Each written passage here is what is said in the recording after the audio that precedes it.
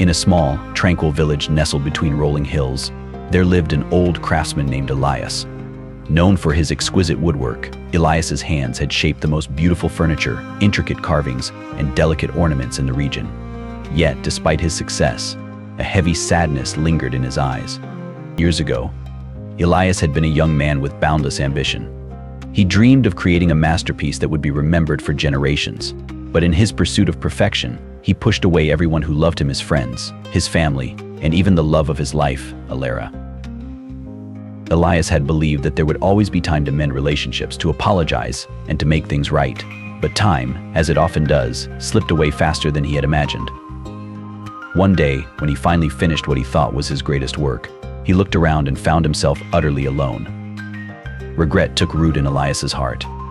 It was a dark, creeping vine that wrapped around his soul, squeezing the joy out of everything he did.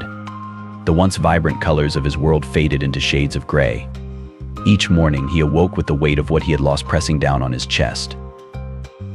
Elias tried to move forward, but the memories of his past mistakes haunted him.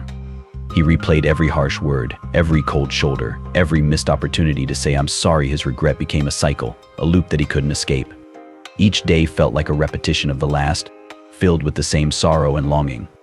One day, as Elias sat in his workshop, staring at a block of uncarved wood, a traveler entered the village. This traveler was unlike anyone Elias had seen before. He was a wanderer, wise beyond his years, with a gentle smile and a calm demeanor. The traveler noticed the sadness in Elias's eyes and asked him about it. Reluctantly, Elias shared his story, the story of missed opportunities and the burden of regret.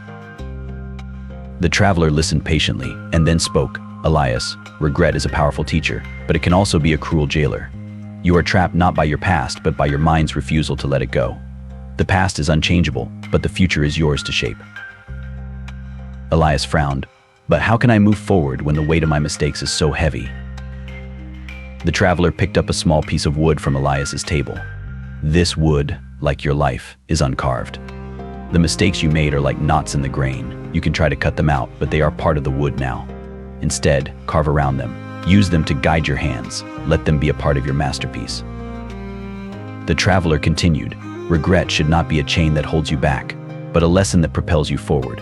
Forgive yourself, Elias, for you are only human. Use your regret not as a tool for self-punishment, but as a chisel to carve a better future." Elias was silent, pondering the traveler's words. He realized that he had been so focused on what he had lost that he had forgotten to see what still remained. There was still time to create, time to connect, time to live. From that day on, Elias approached his work with a renewed spirit. He accepted his past and used the lessons it had taught him to shape his future. His carvings became more beautiful than ever, infused with the wisdom and humility that only experience could bring. And while Elias never fully escaped the pain of his regrets, he no longer let them control him. Instead, he embraced them as part of his journey, a journey that was far from over. In the end, Elias learned that the cycle of regret could only be broken by forgiveness, by forgiving himself, and by choosing to move forward, step by step, carving a new path through the wood of life.